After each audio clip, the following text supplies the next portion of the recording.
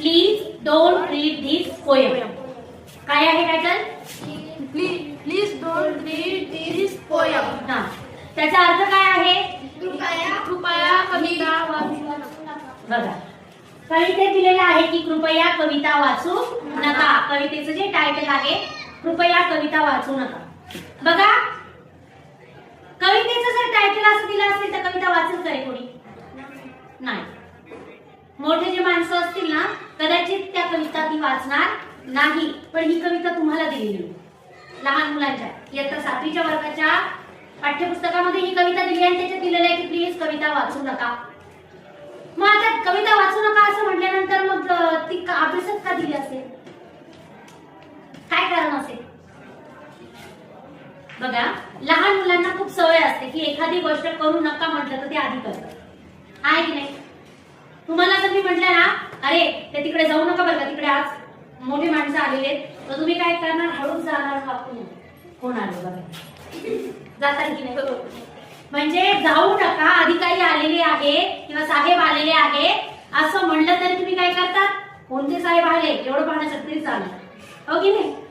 म्हणजे लहान मुलांची उत्सुकता असते, त्यांना कुतूहल असतं की एखादी गोष्ट करायची नाही सांगितलं तरी का करायची, काय आहे, का सांगतायत की काय करू नको. जोपर्यंत आपल्याला एखाद्या गोष्टीची जाणीव नसते, आपल्याला लहानपणी बघा काही गोष्टी कळत नसतात, मग त्यावेळेला आई म्हणते गरम असतात, आई म्हणते हा हा म्हणते की नाही?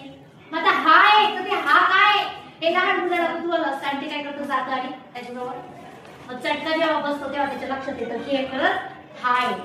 या कवीने लहान मुलांचं मन ओळखलेलं आहे आणि त्याच्यामुळे सांगितलंय की कृपया ही कविता वाचू नका.